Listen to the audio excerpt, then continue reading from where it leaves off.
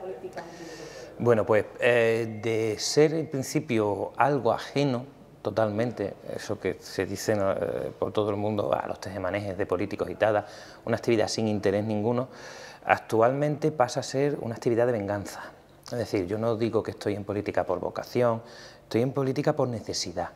Cuando todo se viene abajo en 2007-2008, yo me encuentro con que, a pesar de mi posición laboral, familiar y tal, todo lo que hiciera por mis hijos iba a ser inútil si mis hijos no pertenecían a la casta, es decir, si no tenía contactos, obligaciones, enchufe. Podían licenciarse, ser titulados, tener máster, saber idiomas, pero ni siquiera llegando a médicos, arquitectos, ingenieros, lo que sea, iban a tener una vida medio decente, medio normal. Como además soy especialista en derecho bancario y en derecho comunitario y en general en derecho constitucional, veo lo que se hace con todos los ciudadanos. Para mí el rescate bancario fue una auténtica salvajada.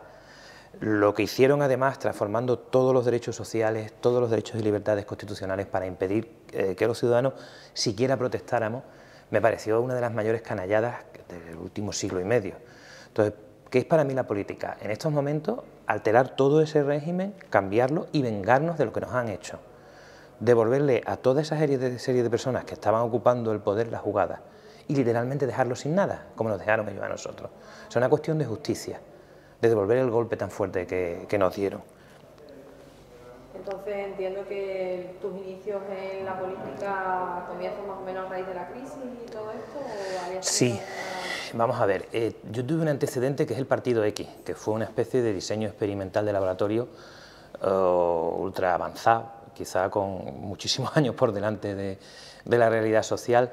Yo estoy tan tranquilo, ejerciendo como abogado, y en 2008 en prensa leo que en el Parlamento de Valencia se vota electrónicamente por los diputados. Y hay una diputada que estaba de baja por maternidad y vota en un pleno pues un montón de leyes y los presupuestos que se trataban también en ese pleno, ¿no? Y entonces me di cuenta que lo que estaba pasando realmente era que todos los gobiernos de todo el planeta estaban actuando en contra de los intereses de las poblaciones a las que representaban, a las que dirigían y por las que tenían que velar. Es decir, la voluntad de los gobernantes, de los que tenían el poder en la mano, era totalmente contraria a los ciudadanos, y no solo en España. O sea, eso estaba pasando en todo el planeta, desde Estados Unidos, Brasil, México, Hong Kong, en todos sitios, ¿no? Y ahí me di cuenta de que se ha producido un avance gigante en todo el sistema social, es decir, ha cambiado el comercio, han cambiado las relaciones, las comunicaciones, todo había cambiado por la llegada de Internet y la política era lo único que no había cambiado.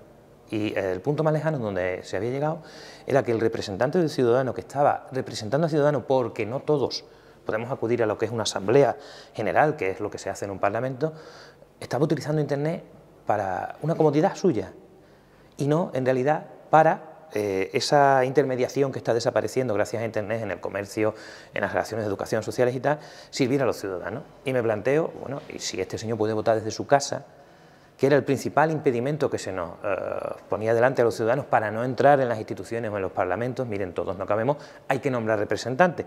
De pronto me planteo que eso podemos saltárnoslo y que yo también puedo votar por Internet como ciudadano.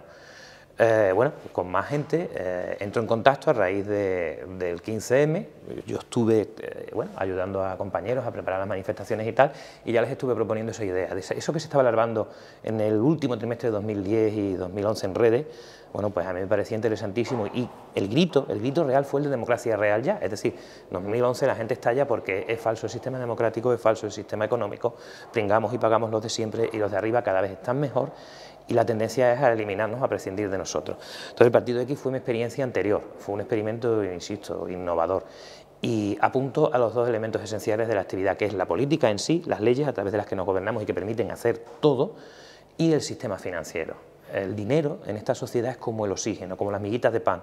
Esto está regulado de tal forma que desde el Banco Central, un grupito de personas muy reducido deciden cuántas migajas sueltas a las hormiguitas y solo en su voluntad está que nosotros tengamos una vida mejor o peor. Claro, la combinación de la posibilidad de que tú prescindas de tus representantes cuando quieras y utilices esa manifestación de voluntad, ese voto tuyo para hacer leyes, implicaba no solo que no se pudiera gobernar contra los ciudadanos, sino que además no solo era interesante la posibilidad de participar en un parlamento votando directamente, sino también la posibilidad de votar en esas reuniones del Banco Central. Al final, los bancos centrales, la creación de dinero no es sino un acto de fe de los ciudadanos en un sistema contable de papel moneda o de billetes que nos hace utilizar eso para el juego social económico. El partido X, como estoy diciendo, era algo ultra avanzado. Intentó una jugada genial que fue presentar a Falciani en las elecciones europeas. No salió por poquísimos votos. Me meto en Podemos definitivamente cuando me llaman en el primer trimestre de 2015 y acepto porque vi que Podemos era el músculo que estaba representando a una sociedad entera y que a pesar de todo el esfuerzo mediático por impedirlo, sigue siendo eso. Podemos es la articulación política del grito de las plazas, y el grito de las plazas era común, era un 80 o un 90% de ciudadanos diciendo sí, sí, si es que quienes han salido a la calle, que no solo eran jóvenes, tenían razón en lo fundamental. Democracia real ya, o sea, no podemos esperar más, ya tenemos conocimiento suficiente para acabar con esta farsa o esta democracia de cartón piedra, y no es una crisis, es una estafa. Verás, no estábamos haciendo nada mal, estábamos haciéndolo bien. Quien lo hizo mal fue quien manejaba el dinero y quien manejaba la empresa grande, constructoras, empresas gigantes, que se pasaron con su nivel de endeudamiento, es decir, se endeudaron por encima de sus posibilidades. Como tienen los mecanismos y resortes de control del poder y de las leyes, decidieron que lo pagáramos todos y no ellos. El capitalismo que había implantado, en el sistema legal que había implantado, lo lógico, lo correcto es lo que hizo Islandia, es decir, ha quebrado el sistema, pues ustedes son los que pierden el dinero, perderemos todos un poco, pero ustedes, los responsables, serán los que paguen.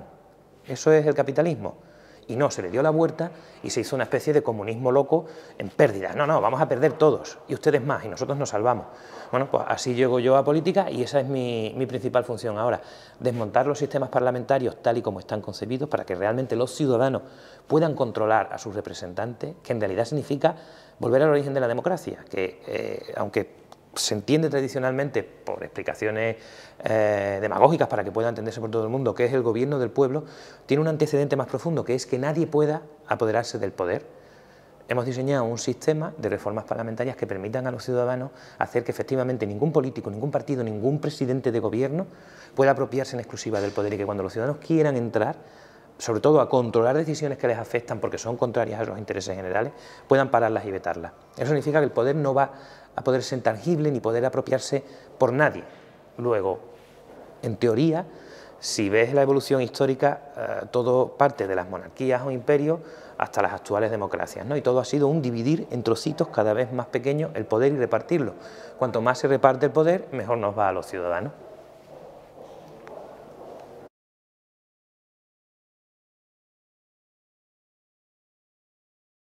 Bueno, vamos a ver, yo siempre digo, medio en broma, que trabajar en el Parlamento es dificilísimo porque está lleno de políticos. ¿Vale? Entonces, es gente con mucho miedo, muy poco audaz y autorreferenciándose constantemente. Casi todo el mundo está pensando siempre en su partido, en sus intereses electorales, y aunque se venda de cara a la galería, no, esto lo hago por el interés de Andalucía, por el bien de España, etcétera. No, mentira. Tú en quien primero piensas es en tu partido. Es esencial tu interés partidista y tu interés electoralista. El diseño de las instituciones, es decir, la legislación que se hace desde el 78 para acá, no es malo. El problema es el abuso y la desviación y la perversión que se hace de esas normas y de ese diseño. Nos encontramos con una institución grandiosa como es el Parlamento de Andalucía. En España, como decía José Luis Serrano, realmente parlamentos están el catalán, el vasco y el andaluz. Los demás son asambleas, no son parlamentos puros. Este Parlamento en realidad es un poco de juguete también o de cartón piedra por las competencias limitadas. Por esencia, en la definición democrática, un Parlamento es el órgano que representa la soberanía y la soberanía no puede ser más que absoluta. Aquí tenemos una soberanía limitada, pues estamos en un sistema constitucional de comunidades autónomas. Aún así, este Parlamento tiene unos funcionarios estupendos y magníficos y una capacidad o maquinaria que no se ha utilizado por los políticos hasta ahora. Servicios de documentación espectaculares, servicios jurídicos muy rápidos y bastante bien puestos y con muchos conocimientos. Entonces nos encontramos con que realmente sabemos cómo funciona. La mayoría de los parlamentarios de Podemos en estas elecciones de 2015 veníamos cada uno de nuestra casa, o sea, no nos conocíamos antes, nos eligieron los ciudadanos de los círculos y por suerte eligieron a gente muy preparada. O sea, yo estoy contentísimo con los compañeros que tengo porque son gente muy preparada en sus respectivos campos, ¿no? Entonces llegamos, sabíamos lo que había y nos encontramos con que todo el mundo nos trampea, donde las reglas del juego estaban escritas, se aludía constantemente a pactos no escritos, acuerdos, costumbres parlamentarias para impedir lo que nosotros hicimos. Pues llegamos y pusimos en funcionamiento el Parlamento. Frente al gobierno que decía que sin que hubiera gobierno, ese gobierno funcione, el Parlamento no podía actuar, nosotros dijimos sí, nosotros hemos venido aquí a hacer leyes y los que mandan en realidad son los parlamentarios, los representantes de los ciudadanos. Es más, usted necesita mi confianza para ser gobierno y yo, mediante una moción de censura, puedo quitarle de en medio. ¿Cómo va usted a dirigir el Parlamento y a decirme a mí lo que puedo hacer? Activamos el Parlamento. No querían ni que se constituyeran las comisiones. Planteamos lo mismo, claro que pueden constituirse las comisiones y empezar a trabajar. O sea, los están pagando los ciudadanos un sueldo mensual precisamente para eso, no para mirarnos el ombligo ni para esperar que usted por sus intereses nuevamente electoralistas, decida que Podemos funcionar o no. De la Junta de Andalucía se ha acusado a Podemos constantemente de retrasar la investidura 80 días. Eso es mentira. Las elecciones fueron en marzo. El pleno de constitución del Parlamento fue el 16 de abril. Y el primer pleno, la primera posibilidad de investir o no presidente, fue el día 30 de abril.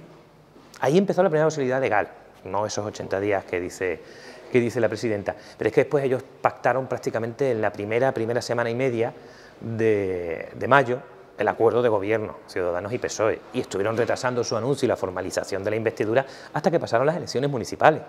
Entonces, nosotros activamos la Cámara, peleamos constantemente el bloqueo institucional y legal, llegamos a un punto en que el cabreo en la mesa fue tremendo, porque las excusas eran ridículas. O sea, no podemos tramitar las leyes porque es que pudieran ser inconstitucionales. Bueno, mire, usted lo dirá el Constitucional, no usted.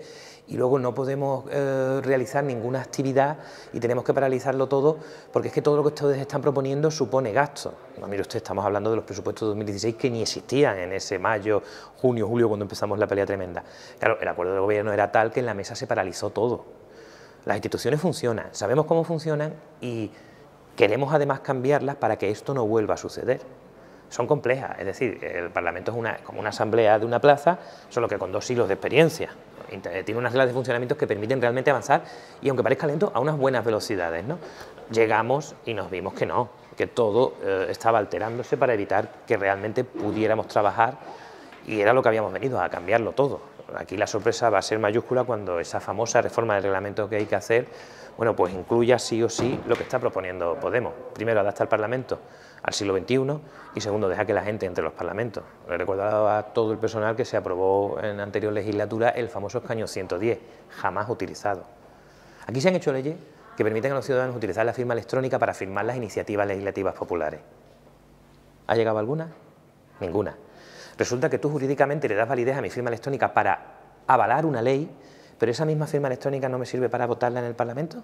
Recuerdo que el Parlamento de Andalucía prevé el voto electrónico de sus diputados, aunque no se haya desarrollado ni el hardware ni el software necesario, pero está en la ley, como en el valenciano o en el español, donde se utiliza ya desde 2011 con constancia. Muchísimas leyes cuentan en el diario de sesiones con los votos electrónicos de diversos parlamentarios, ¿no? ¿Qué vamos a hacer y qué estamos proponiendo en la institución? Que la institución realmente sea útil, que no sea el teatrillo que ha sido hasta ahora. Hasta ahora el gobierno manda, el gobierno sale en los medios, el gobierno dice que hace leyes, que en realidad no las hace si nosotros no las aprobamos, y aquí se significa en cada pleno, pues bueno, ese enfrentamiento constante entre la famosa derecha clásica de nombre y la derecha actual que gobierna, que no se llama derecha, se llama PSOE, pero ese es el problema del PP. El PP no gobierna, porque ya gobierna la derecha en Andalucía, ¿no? Bien, las instituciones creo que vamos a poder cambiarlas porque evidentemente el concepto es ganador. O sea, mire usted, lo que quiero es que en los parlamentos los ciudadanos también tengan la oportunidad cuando quieran de entrar. Y entrar en lo más importante, en la votación, en hacer ley aquello que estamos discutiendo. Se opondrán, nos acusarán de todo, pero claro, usted lo que le está diciendo como representante al representado es que no tiene capacidad para decidir. Vamos a empezar muy mal, porque usted le está diciendo al ciudadano que no tiene derecho de voto. Y usted está ahí por el ciudadano, solo por el ciudadano, para votar en su nombre. Si ahora él puede votar directamente, cuando él quiera, usted permanecerá ahí siempre y cuando el ciudadano se lo diga. Cuando el ciudadano entre a votar, usted no tendrá nada que hacer para impedirlo.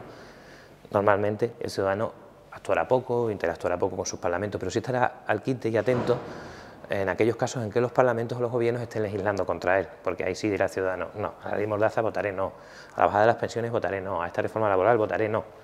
Eso hará que quien esté en el poder se piense muy mucho qué hacer antes de proponer reformas que sabe que el ciudadano va a parárselas. Y obligará realmente a los representantes de los ciudadanos, que somos todos, a trabajar y utilizar el Parlamento para la función primigenia, para parlamentar y realmente llegar a acuerdos. Cuando grupos de todo el arco ideológico llegan a un acuerdo, en general, salvo algunas cosas que se hacían aquí, de vamos a subirnos el sueldo y tal, estamos todos de acuerdo, cuando se regulan cosas que interesan a los ciudadanos y todos los grupos llegan a un acuerdo, el que gana siempre es el ciudadano. ¿Cómo está siendo tu experiencia en la mesa del Parlamento como vicepresidente? La mesa es el órgano que controla prácticamente todo. Tiene dos funciones: la política, es decir, a través de la mesa encauzamos la actividad de Podemos, pero a través de la mesa hay que controlar lo que van presentando los demás grupos políticos. Es decir, la labor del mesa es recibir muchísima actividad política, entrar nuestra actividad política y, por otra parte, la mesa del Parlamento es como el Consejo de Administración del Parlamento. Es decir, aquí hay muchísimos funcionarios y la mesa controla la parte también administrativa o técnica de funcionamiento. Tienes que estar pendiente de los contratos económicos y de todas las cuestiones de servicio del funcionariado. hay que saber, o sea, realmente en la mesa estamos a tortas jurídicas todo el rato, porque casi todo el enfrentamiento es derivado del análisis técnico-jurídico que se hace de las proposiciones que se van presentando. Tienes que saber, lamentablemente, para estar en una mesa, y aunque se decide por criterios políticos, el derecho importa mucho, es decir, la valoración de si esto se puede o no hacer, es lo que te fundamenta para dar el pase y el trámite a lo que se está presentando por los grupos políticos. La mesa ordena el funcionamiento, y el problema es que una mesa que debería ser neutral, es decir, los grupos están representados, van tramitando lo que se va presentando por los demás partidos políticos y se le da el pase a pleno. El problema es que esta mesa se convirtió en un cepo y en un muro castrador de la actividad parlamentaria. O sea, ¿qué es eso de que yo no puedo presentar leyes? Yo las presento y las debatimos y las discutimos. Usted, si quiere, vota en contra, pero deje que los ciudadanos vean en el pleno qué posición política tiene usted. Claro, eso se impidió desde el primer momento.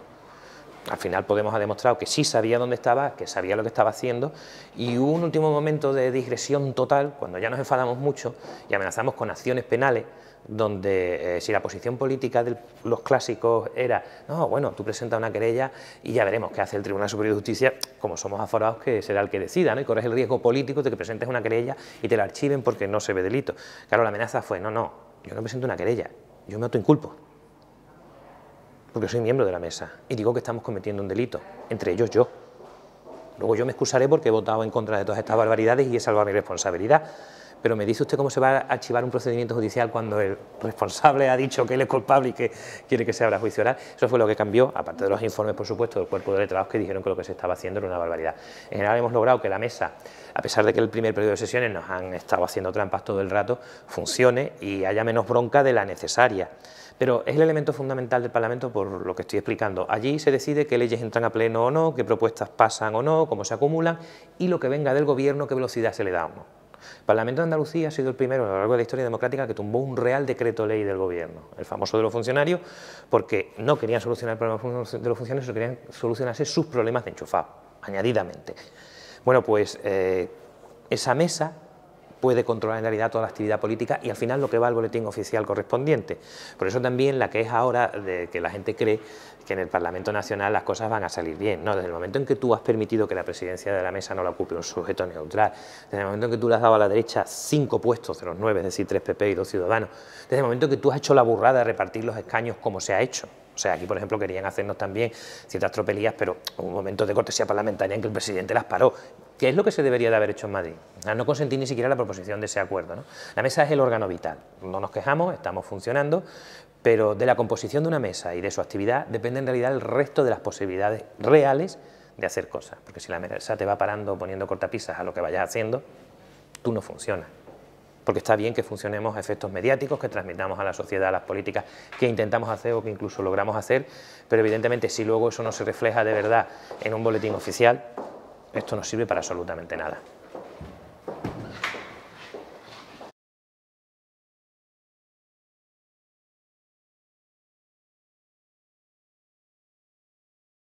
Vamos a ver, yo os he contado que he trabajado como abogado y estoy especializado en los campos penal, civil, bancario, constitucional. Ya antes, por pura deformación profesional, antes de meterme en política, de ser parlamentario y tal, evidentemente cuando algo se abre en un juzgado es que hay realmente al menos posibilidades serias. Los jueces de instrucción que están hasta arriba de trabajo no se ponen a abrir causas judiciales por entretenerse, al revés, si pueden las evitan. Y uno de los principios básicos del derecho penal es el de intervención mínima, es decir, oiga, mire usted, si esto se puede solucionar vía administrativa o vía civil, váyanse a esos otros juzgados, porque aquí normalmente terminamos metiendo a la gente en prisión. Si hacemos algo es porque es serio. Claro, cuando tú veías ese juzgado de instrucción 6 con centenares de imputados, con expedientes, conflictos entre la Policía Nacional, la Guardia Civil, las unidades especiales de delincuencia económica, la UDICO y todo, intuyes que algo pasa, y pasa algo serio. Intuyes también, porque vives aquí en Andalucía, que el régimen tiene montadas unas estructuras de autofinanciación con el dinero público que a través de muchos mecanismos llegan al final al partido y a todo el engranaje y maquinaria del partido dominante, que es el PSOE aquí desde hace 30 y tantos años larguísimos, ¿no? Es decir, que algo pasaba seguro. Lo que escuchaba yo, por eso compañeros, porque claro, había tanta gente pringada, digamos, que conocías a algún que otro abogado que estaba defendiendo a alguien o estaba acusando, pues es que había ahí mucha tela que cortar. Cuando llegamos al Parlamento y se abre la comisión de investigación y empezamos a ver documentación de la que no nos llega casi nada, lo primero que te llevas las manos a la cabeza y dices, madre mía, pobre juzgado, efectivamente instruyendo esto. Yo me acuerdo que cuando estaba trabajando como abogado tenía un caso paralizado de unos señores particulares en el Instrucción 6 porque estaba todo ocupado por las causas contra la Junta, ¿no? Millones de folios, millones de estantes, y eso perjudicaba al resto de los ciudadanos con derecho a acceso a la justicia porque ese juzgado estaba bloqueado. Claro, vemos lo que hay, con lo poco que nos ha llegado, y decimos que, joder, vaya trabajo el del juzgado y vaya lo que había ahí dentro. Lo que hay dentro, una vez que hemos estado viendo los expedientes, es una salvajada. ¿Por qué? Porque en materia de cursos de formación, lo que hemos visto ya, sin necesidad de comparecencia siquiera, es que se diseñó un sistema mal desde el año 97, se alteró el sistema en el año 2000 y 2002 con informes que avisaban de que todo esto iba a salir mal, porque todos los programas informáticos, todo el régimen de concesión y las prohibiciones de otorgamiento de subvenciones no estaba regulado correctamente y que iba a pasar lo que ha pasado. Y lo que descubres cuando empiezas a examinar la documentación es algo muy sencillo. Creas un sistema donde no se revisa las subvenciones, si has cumplido con los trámites, si tienes todo correctamente y tal, que permite a mucha gente meterse dentro sabiendo que no va a pasar nada. Pides dinero, te lo dan y te largas. Yo siempre me río en plan broma salvaje diciendo que los catalanes tenían instituido el 3% en todo, desde una autopista hasta una librería. Aquí somos más listos, aquí es el 100%, los catalanes también, qué torpe. Fuera la broma, lo cierto y lo triste es que ha pasado lo siguiente. El derecho de subvenciones, en general, es el reverso del derecho fiscal. Tú tienes una obligación con el Estado de pagar impuestos y puedes llegar a cometer delitos si lo evades. Esos impuestos que recaudamos entre todos, el Estado los entrega para fines públicos, eso es el derecho de subvenciones. Y también cometes delitos si realmente utilizas mal ese dinero o no lo justificas o no lo empleas en aquello para lo que se te ha dado el dinero de las subvenciones, ¿no? Las subvenciones para formación para el empleo presentan una característica única dentro del derecho de subvenciones y es que son las únicas que cuando se conceden te dan automáticamente el dinero. Tú quieres remodelar tu casa, hacer una rehabilitación porque sea antigua o lo que sea, montas una empresa y tal, y normalmente el Estado te obliga o bien a contratar créditos ICO con un banco, es decir, a invertir tú primero, y cuando justificas el Estado te reembolsa o te reintegra ese dinero. En formación no, en formación va directamente a través de la concesión automáticamente a la correspondiente empresa para que comience a dar los cursos. Lo primero es que todos estos cursos de formación se externalizan porque siendo la Administración la obligada a procurar la formación, tanto para los parados como para los que sí tienen empleo, pero quieren actualizarse y tal, lo distribuye entre el sector privado. También mete a los agentes sociales, cierto, sindicatos, patronal y tal, pero distribuye mucho curso entre el sector privado. Y lo reconoce, una función de interés social, que como no tengo capacidad o logística, se la doy al sector privado. Y diseño un modelo donde para recibir la subvención al año siguiente, porque los cursos se supone que se iban dando anualmente, exijo que tengas que tener todo justificado para proceder al pago. Todo parece correcto y normal. Lo que pasa es que se interpreta mal. Tengo que cerrar primero todo esto en anualidades presupuestarias, los cursos no tenían por qué coincidir con los años presupuestarios.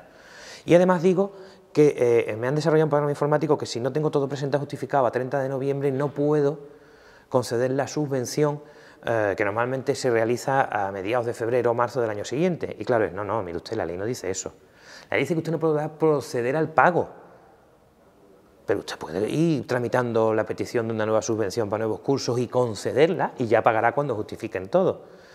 Esa excusita es que si no tengo todo justificado me prohíben el pago, ellos dicen no puedo paralizar la entrega de dinero, los cursos y tal, y lo que voy a hacer es saltarme el artículo, exonerar o exceptuar a tal o cual empresita de que me presente la documentación en tiempo para poder darle la nueva subvención, para que cobre el resto de la subvención ya concedida y para que puedan empezar los cursos. Eso que era algo excepcional y comprensible, bueno, pues hay una norma aquí que salva las dificultades de que una empresa te haya presentado la documentación, te haya dado tiempo a verla y se quede sin subvención en el año siguiente. Eso que era excepcional de pronto empieza a generalizarse.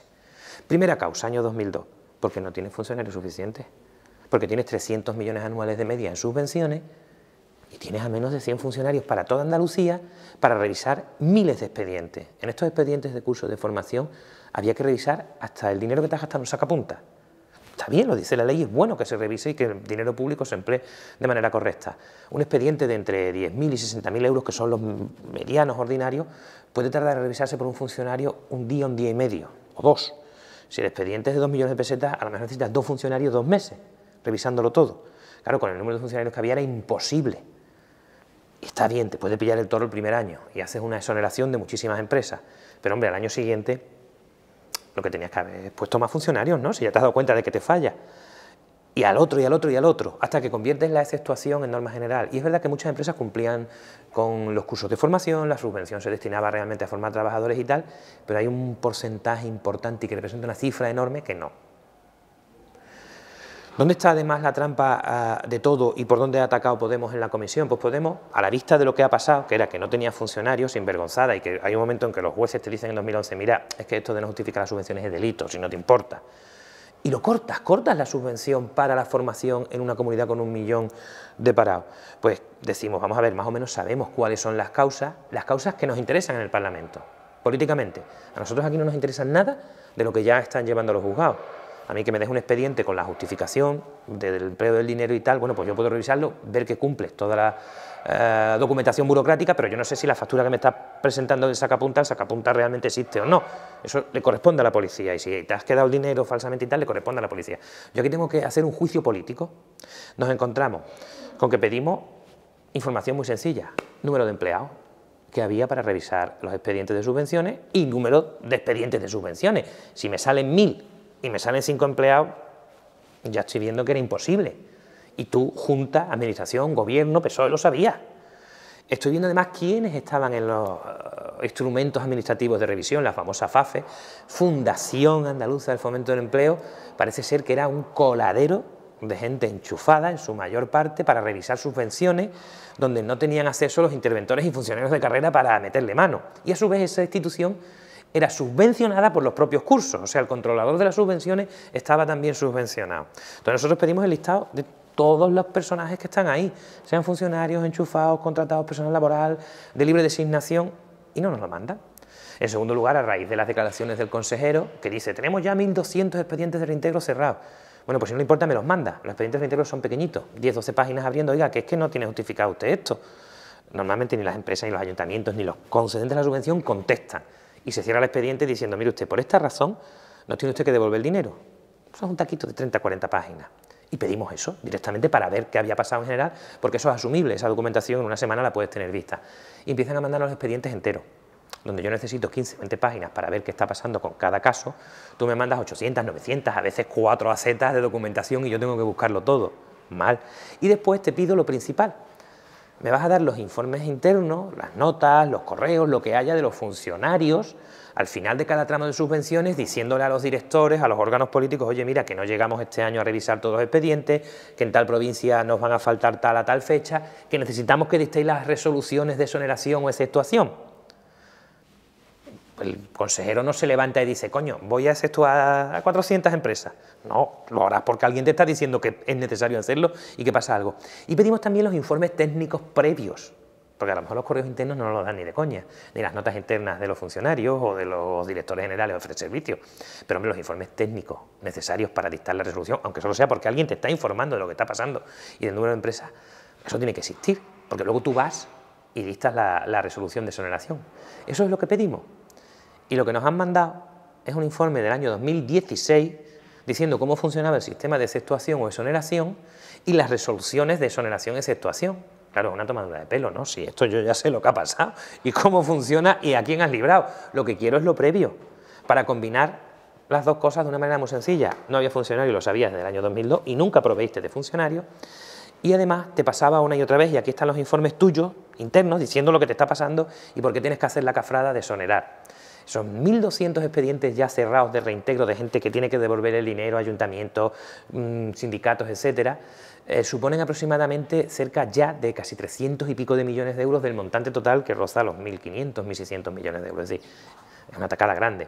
Te dicen por ahí que bueno, que es que tampoco era para tanto los que no han justificado. Menos mal, porque podría haber sido 100% y todo el dinero trincado.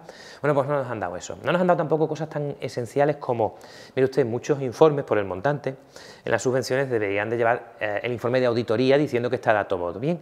Queremos, por favor, el número de expedientes de reintegro que a su vez se refieren a expedientes con informe de auditoría que le hubiera dado el pase. A ver que nos expliquen los auditores por qué estaban diciendo que sí cuando luego resulta que no. Por ahí vamos. Y nada, comisión parada, comisión sin medio. ¿Tú ves posible entonces esclarecer lo que ha pasado? Sí, las conclusiones por nuestra parte cada vez están más claras. Y ahora cuando empiecen las comparecencias retrasadas desde el principio, empezaremos a ver cómo funcionaba esto técnicamente y qué es lo que decidieron los políticos. Esa es la parte fundamental, por lo menos desde Podemos, ¿no? Insisto, no vamos a juzgar penalmente a nadie, si para eso ya hay 400 imputados, 18 causas judiciales abiertas en toda la justicia. No, vamos a hablar de responsabilidad política. O sea, yo voy a exigirle a quienes estaban que me respondan de por qué pasaba esto una y otra vez sabiéndolo, y luego a la presidenta porque da orden de que esto desaparezca. Sí, estas subvenciones de Europa y de Madrid eran muy útiles, y más en estas circunstancias de paro extremo. Y a usted solo se le ocurre quitarlos, vamos a ver por qué. Y vamos a ver hasta qué año recibían subvenciones un montón de empresas y después por qué solo los sindicatos y la patronal. Y además exceptuados casi al 100% de justificación.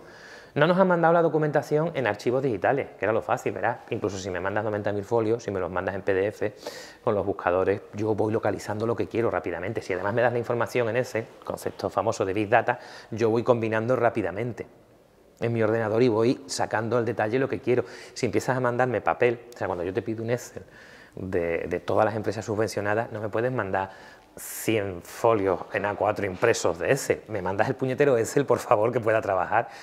¿Qué va a pasar? Bueno, pues que, por ejemplo, separaran las comparecencias, cuando lo que planteábamos nosotros, Izquierda Unida, era de cajón y elemental. Mire usted, esto no es un juzgado, no hay una orden de celebración de pruebas, testigos, documentos, peritos, no. Esto es una comisión de un parlamento. Y yo recibo información por dos cauces, documental o personal, y las puedo combinar. No necesito realmente hacer uno y después otro. No, es más, me viene bien que venga aquí la persona correspondiente a explicarme el papel. Bueno, pues Ciudadanos y PSOE lo pararon.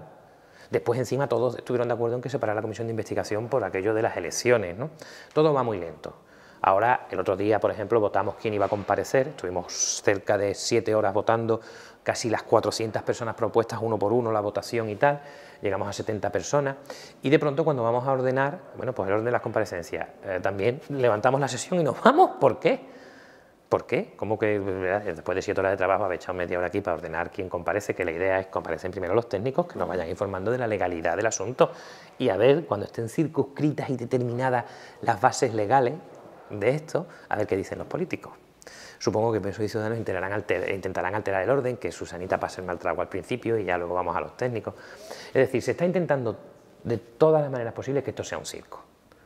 Y nosotros estamos una y otra vez, en plan hormiguita machacona, diciendo que no va a ser un circo y que pueden dilatarlo todo lo que quieren, pero que lo estamos viendo ya, que ya asoma perfectamente la cosa, el engendro que hay, y que no van a poder evitar que efectivamente haya unas conclusiones que no pueden ser otras que las que están en paralelo en los juzgados, que esto es un gran fraude y que lo mismo de aquí somos capaces de sacarte perfectamente el para qué del fraude, que es para que tus amigos cojan dinero. Y tus amigos no cogen dinero solo para ellos, es decir, no creo que Ojeda se llevara él solito para su bolsillo los 30 y tantos millones, ni fulanito ni menganito, seguro que algo iba a otro sitio, ¿y el otro sitio es? Eso es lo que estamos investigando. Y la última pregunta, vacuna. Lo que habíamos hecho nosotros con la ley de cuentas. La ley de cuentas abiertas de Podemos era revolucionaria y es revolucionaria, porque aunque aquí se tenga la sensación de que la han tumbado, no. Está publicada en el Boletín Oficial de Extremadura el 29 de diciembre y va a entrar en vigor y en funcionamiento en marzo. Se está tramitando en otras comunidades, algunos ayuntamientos ya la están poniendo en práctica. La ley de cuentas era lo mismo que estábamos hablando antes del voto electrónico y de que los ciudadanos pudieran participar directamente en las votaciones, es el acceso de todo ciudadano a cualquier cuenta pública. Si yo veo la cuenta de dinero de donde salen las subvenciones correspondientes y a dónde van, y lo veo en tiempo real, ya se cuidará muy mucho todo el que maneje dinero público de no hacer algo raro que salte al instante. O sea, los informes de la intervención de la Cámara de Cuentas llegan con años de retraso en estos cursos. Si yo estoy viendo las cuentas en directo, no tengo los 90 funcionarios que puede haber en la Cámara de Cuentas vigilando una administración que mueve 30.000 millones de euros. No. Tengo a miles, a millones de personas que en cualquier momento pueden vigilarte y tú lo vas a saber. La ley de cuentas es la vacuna absoluta contra el despilfarro y el robo de dinero público. Yo siempre pongo el ejemplo extremo de una pareja, ¿no? Si yo comparto las cuentas corrientes con mi pareja, a mí no se me ocurre hacer un gasto así brutal porque me van a reñir. Me voy a comprar esta bicicleta que me ha gustado mucho y tal. No, me van a decir, oye tío, ¿qué pasa? Que te cargas el presupuesto del mes. Es decir, si yo soy consciente de que están viendo lo que hago con la tarjeta en una cuenta corriente que compartamos, no hago el burro. lo que decíamos. Tú te puedes gastar 3.000 euros en mariscos Emilio con la cuenta pública y con la tarjeta pública, pero al día siguiente hay alguien en el ayuntamiento pidiendo su parte de la gamba o pidiendo explicaciones de qué puñetas es eso, de que dinero público vaya a una marisquería. Pues básicamente la vacuna es esa. Si todos podemos acceder a las cuentas públicas, los administradores de lo público tendrán muy presente siempre que el dinero público efectivamente debe de emplearse en utilidad pública. Esa vacuna, por eso les ha dado tanto miedo, es la fundamental. Evidentemente siempre habrá alguien que logre escaquear algo de dinero, la delincuencia siempre va por delante del diseño legal, ¿no? Pero acabaríamos pues prácticamente con todo, incluso con la distinción que yo hago, que sigo diciendo que es importantísima. Lo que vemos en los juzgados no es corrupción, eso es delincuencia, directamente. O sea, a ti te ha detenido la policía y te mandan al juzgado porque eres un delincuente o un presunto delincuente. Corrupción es: voy a hacer una radial que no necesito, voy a hacer este polideportivo que cuesta 5 veces más de lo necesario, voy a emplear este dinero en un montón de cosas que son corrupción porque son para amigos, pero son decisiones políticas que no llegan a violar la legalidad, ¿no? Esa corrupción también se detiene viendo cómo se emplea el dinero público. El ejemplo famoso del Ayuntamiento de Torrelodones, cuando los vecinos muy avanzados mandaron a pasear a los políticos y llegaron y vieron, bueno, es que se gastan 400 euros al mes en limpiar felpudo de la entrada, todos los meses, ¿no? Claro, si yo como ciudadano veo ese pago, el político no tiene narices de seguir realizando ese pago. Entonces, con la vigilancia y apertura de las cuentas de dinero, evito todas las barbaridades que salgan de madre y que a cualquiera le suenen, verá, esto no es admisible. Nadie va a discutir que hay que emplear dinero en el mantenimiento de las calles, de los colegios, de los jardines. Ahora, sí te voy a discutir políticamente eso, que por qué este dinero a esta empresa, para esta obra, para esta publicidad, para este monumento, eso hará que el ciudadano tome más interés y sobre todo que el político se ve impedido de hacer barbaridades. Al final el juego del poder es: unos mandan, tenían que mandar para servirnos a otros y resulta que eso no pasa. ¿Cómo hay que cambiarlo? Pues, como digo, finalmente la tecnología nos puede ayudar a los ciudadanos a cambiar lo único que no ha cambiado y que sigan claro en el siglo XIX, que es la política. La política se supone que es el bien de todos, discutido por todos. Vamos a tratar de impedir que la política no sea lo que es ahora, que es un mamoneo, un cachondeo y algo que no le es realmente útil a los ciudadanos. Vamos a entrar los ciudadanos y vamos a entrar con la tecnología que tenemos, no podemos impedirlo. O sea, no podemos además ni siquiera excusarnos en la brecha tecnológica. Existe, todavía hay mucha gente que pasa de todo tipo de tecnologías y que no tiene conexión, pero son los menos ya. De 50 años para abajo casi todo el mundo accedemos a través del móvil a las cuentas bancarias, tenemos redes sociales, sabemos ponernos. Y siempre pongo también el ejemplo de cuando llegaron las tarjetas de crédito, un plástico para pagar. Pues mire usted, hoy en día no hay nadie que no sepa utilizar el plástico o los cajeros automáticos. Ahí están, pongámoslo y denos la oportunidad a los que sí estamos interesados de ya controlar algo, para que por lo menos una parte no siga abusando de la posición de privilegio que tiene concedida para hacer cosas por nosotros cuando en realidad las estás haciendo por ti. O sea que espero que los resultados sean buenos. Muchísimas gracias a vosotros por la entrevista y un saludo a los lectores de La Morada y espero que nos volvamos a ver. Muchas gracias.